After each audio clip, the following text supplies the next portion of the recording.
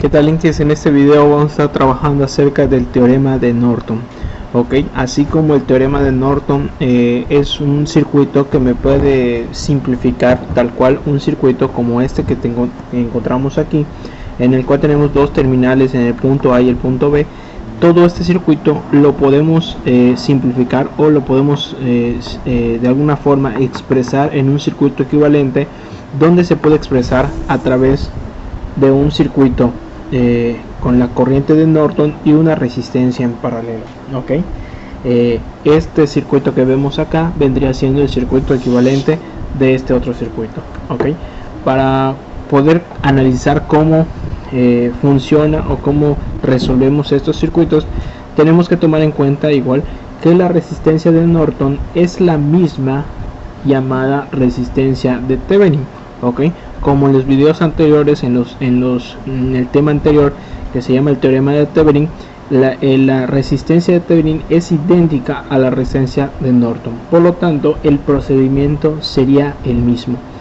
¿Por qué motivo la resistencia sería la misma? Porque recuerda que si tú ya conoces y sabes hacer que un circuito, el que tú quieras, lo puedes representar a través del teorema de Thevenin, con una simple transformación de fuente puedes llegar al teorema de Norton. Básicamente es aplicar lo que es la ley de Ohm. Pero pues vamos a ver paso a paso cuál sería pues el procedimiento para poder resolver este tipo de circuitos a través del teorema de Norton. Para el primer paso, te tengo señalado acá, es localizar la resistencia de Norton cancelando las fuentes independientes. Recordemos que este es el mismo procedimiento como el teorema en la resistencia de Thevenin. Entonces, fíjate que en este circuito lo que tengo hecho está en que tengo una fuente de voltaje de 15 volts y una fuente de corriente de 4 amperes. Como me dice que tengo que cancelar las fuentes independientes, por lo tanto estas dos, recordemos que esta se cancela por un simple cable como un cortocircuito y esta se representa con un circuito abierto, por lo tanto no se redibujó en este punto. Si apuntamos estas resistencias como aparecen aquí en la parte de arriba, podemos distinguir que las resistencias de 3 ohms quedan completamente en un circuito en serie, por lo tanto eso se simplificaría en este pequeño circuito. Esto quedaría como 6 ohms y aquí tendría la resistencia de 6 ohms de este lado, que sería estas dos, y al compactar o sumar estas dos resistencias en serie tendría yo este lado. Por último, como te puedes dar cuenta, estas dos resistencias al estar en paralelo pues se suman en paralelo y me queda como resultado los 3 ohms, tomando que esta es la resistencia de Norton medida del punto A al punto B. Como segundo paso, para poder continuar con el análisis de este circuito, te dice que tienes que localizar la corriente de Norton. La corriente de Norton, ¿cómo se localiza? El procedimiento, tengamos en cuenta que en el teorema de Thevenin teníamos que localizar en este caso el voltaje medido del punto A y el punto B. Entonces, en la corriente de Norton tú tienes que localizar el flujo de corriente o en este caso la corriente que fluye del punto A al punto B. Como es un circuito normalmente que se encuentra abierto, integramos este cable, colocamos este cable, lo colocamos en cortocircuito. Por eso te dice localiza la corriente de Norton colocando un cortocircuito entre las terminales A y B. Fíjate que en el ejercicio original es el mismo diagrama, pero no contiene el cortocircuito. Por lo tanto, al cortocircuitar este diagrama como tal, te puedes dar cuenta que la resistencia de 6 ohms automáticamente la he tachado aquí. ¿Por qué? Porque no fluiría ninguna corriente sobre la resistencia de 6 ohms. Recuerda que la corriente, o en este caso la electricidad, circula por el camino que ofrezca la menor resistencia. En este caso, si yo estoy cortocircuitando estos puntos del punto A al punto B, entonces el flujo de corriente iría por este sector y no pasaría por esta rama.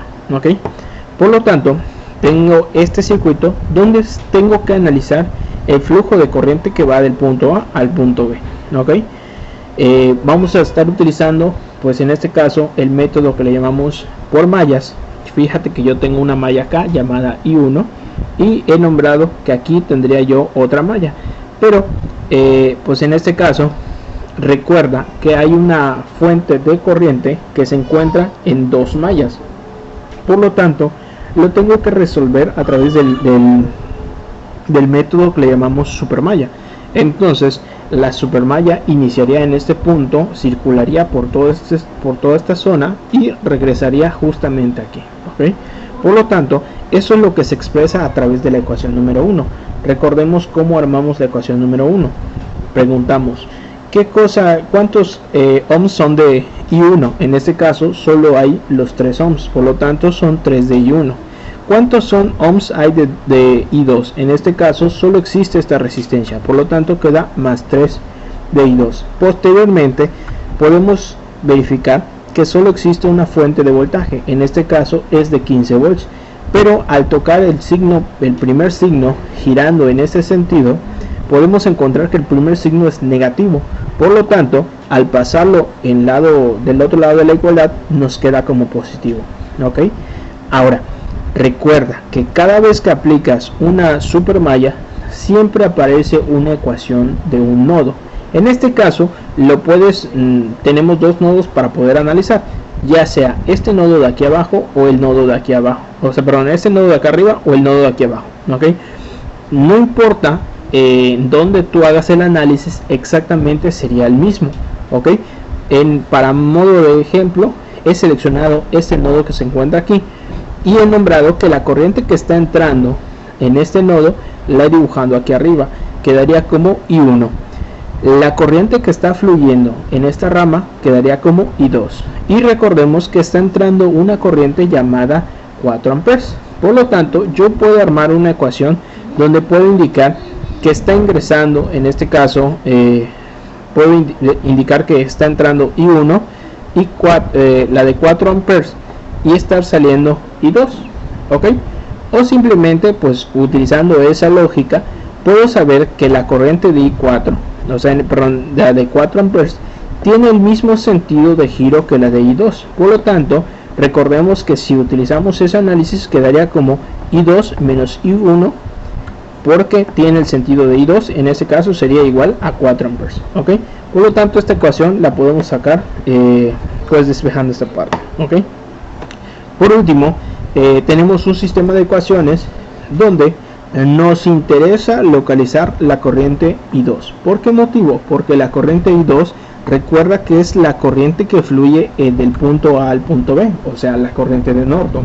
Entonces, vamos a resolver este sistema de ecuaciones, que serían estas dos aquí, para que podamos encontrar lo que es I2, ¿ok? En este caso, tomamos la primera ecuación, tomamos la segunda ecuación. Tengamos en cuenta que la ecuación de arriba es una ecuación de voltaje y esta es una ecuación de corriente. Por lo tanto, la multiplicamos por 3 ohms para que en este momento la ecuación de aquí abajo se vuelva una ecuación de voltaje, ¿ok? Por lo tanto, este 3 ohms al mismo tiempo es para que aquí de igual forma lo pueda yo cancelar. Al multiplicar esto quedaría como menos 3 de I1, aquí posteriormente quedaría como 3 de I2, y estos dos de acá, 3 por 4, pues quedaría como 12 volts, ¿ok? Al cancelar esta parte sumamos y me quedaría como 6 de I2, la suma de esto me quedaría como 27 y podemos realizar el despeje. Por último, llegamos a la conclusión que la corriente I2 sería 9 medios, por lo tanto son 9 medios de ampere, ¿ok? Esto sería la corriente de Norton. Entonces, el circuito equivalente para este diagrama quedaría como 9 medios de ampere. Recordemos que esto se expresa a través de un circuito en donde tenemos una fuente de corriente con el paralelo en la resistencia que localizamos al inicio, ¿ok? En el siguiente video vamos a analizar tal vez otro circuito con el teorema de Norton.